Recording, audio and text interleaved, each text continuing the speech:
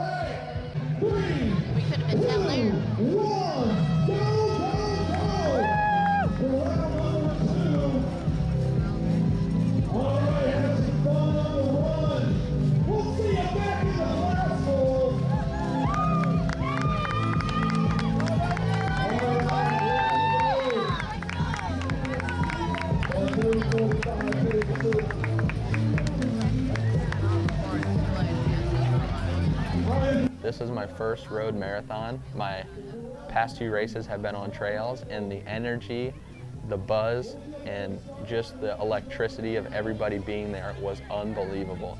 The adrenaline rush was something I can't explain, and I've never felt anything like that before.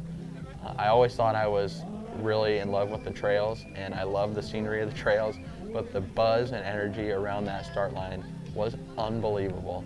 And I can't wait to get to my next marathon because that was so awesome. So I was definitely worried about going out a little too hot with all the people and all the buzz, but I did a really good job when that gun went off of staying patient and just running my race. And I'll start to go over some splits here, but the first mile I ran 7:40, and then mile 2 was 7:43, mile 3 was 7:39. So once you go out, you kind of do a loop and you actually come back to the start line at about the 5K point. So when I hit mile 3, I was pretty much back at the start line and all that energy was there again. All the spectators were still there and cheering, and it was really cool.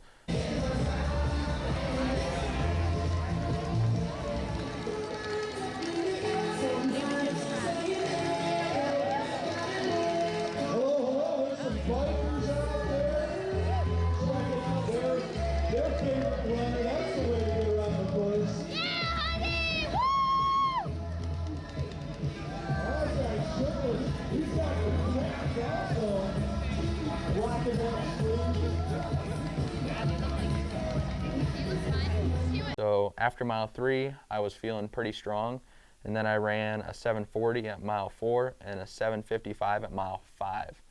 Now here's where things got interesting. I don't know if it was nerves or what it was, because I didn't change anything in my pre-race nutrition or my carb up, but I started to get some stomach cramps around mile 5. So unfortunately, I had to take a pit stop at a porta potty, and mile 6 was a 9:23 because of that stop. So once I got that done, I was feeling a lot better, and I knew I went out at slightly faster than a 7:50 pace, which was okay. I mean, I was feeling good, and I knew I probably fell behind the 3:30 pace group.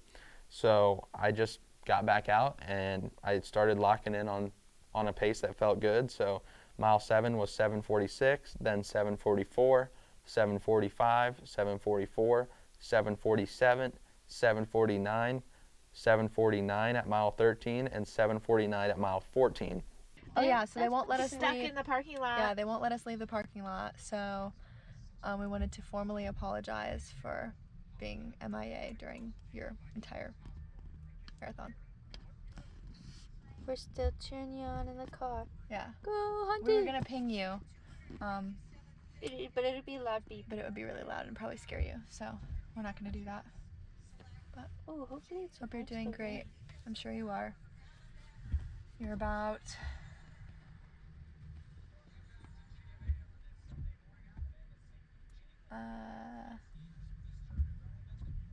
somewhere around 14 miles in.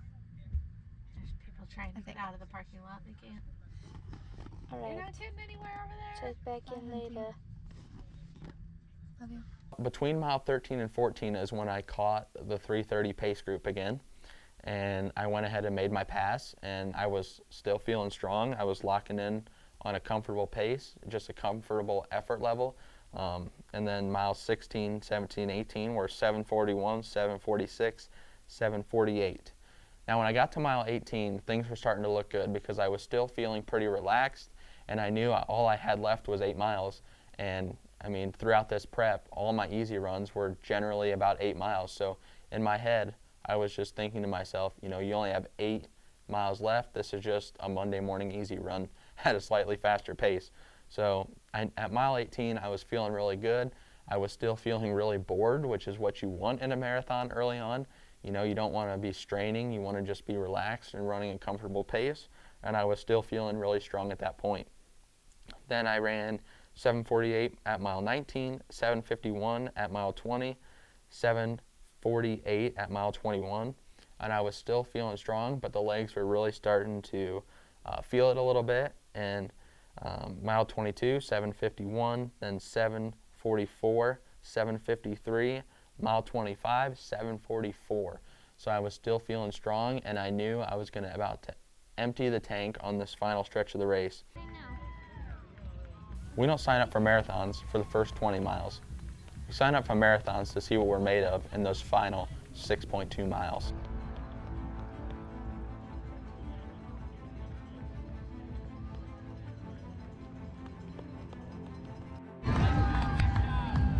Here you come, Hunty.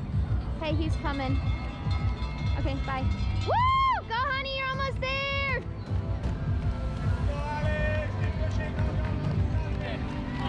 My man, right here. Finish strong, let's go. You're right there. Come on, Alex. All you got left.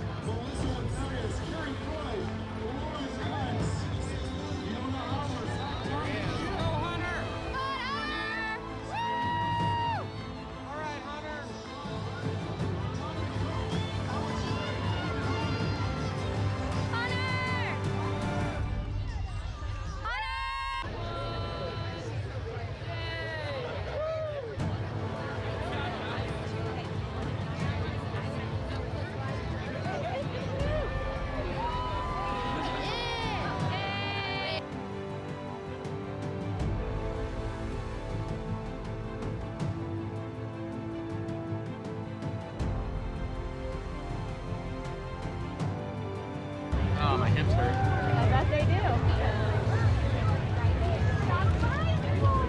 That was with time was with the diarrhea stop. Oh, you had to take a step. 5 miles in.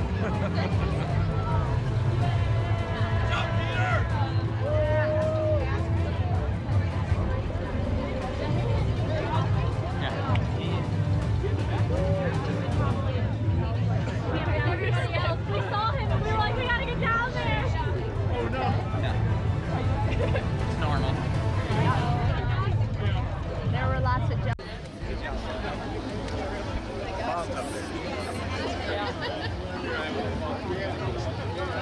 Sub 3:30, let's go. Unofficial time, 3:26:26. Awesome day on the course. Let's go. Great job.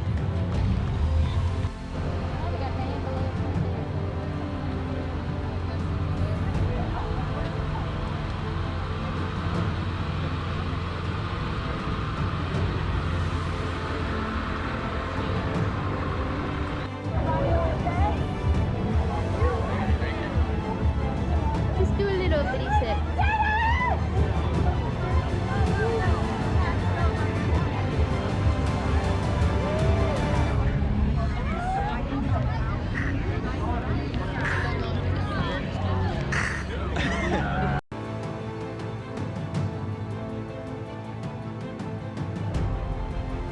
I just want to take a minute to thank my wife, Lily, for all she does in these races. I really couldn't do it without her. I know she wanted to be out on the course more, but they got into a parking lot that closed down, so they couldn't get out to see me on the course. But just from filming to pushing me to be better each and every day, and honestly just listen to me ramble about running and fitness, I probably drive her nuts on the daily. So thank you for putting up with me and continuing to support me and bring the best out of me each and every day. I'm truly grateful for that. And I also want to thank her mom and sister for coming out and supporting throughout the race. They were there all day, and they had to bear the conditions. I mean, it started raining at the end, so I really appreciate them coming. It was the first race they've been to, and I'm really appreciative for them coming out and supporting. And as well as my parents, they came out at the end. So it was really cool to see them at the finish line, and I really just am grateful for all the support and love that they all show me each and every day. And I really was happy to see them up there and supporting me, not just me, but all the other runners as well. So that was really cool, and I'm really grateful for all the support they give. I just want to thank you guys for checking out this video and following along in our marathon prep series. It has been an awesome prep, and I've built so much fitness throughout this prep and learned so much about myself and some things I can take into the next race. So now we got to turn our heads to Mohican. We got a month from today when I'm filming this that we're towing the line for 50 miles at the Mohican Trail Run. So I'm getting super excited for that. We got a quick turnaround. We really only have 2 weeks of training because I got to do a taper for that as well. So we're just going to kind of build on top of what we just built for this marathon and just get ready, get healed, get recovered, and ready to race again. I'm excited to get back on the trails and test myself in distance and rather than speed. So it's going to be a little bit of a different test, but I'm super excited, looking forward to it, and I hope you'll stick around for that. So I just want to thank you guys again for sticking with us throughout this build. It's been awesome. We did it, sub 3:30. Let's go. So now we turn our heads to Mohican and see what we can do there. So I encourage you to like the video and subscribe to our channel so you don't miss out on any of the action here. And remember to do something hard each and every day and watch your life transform.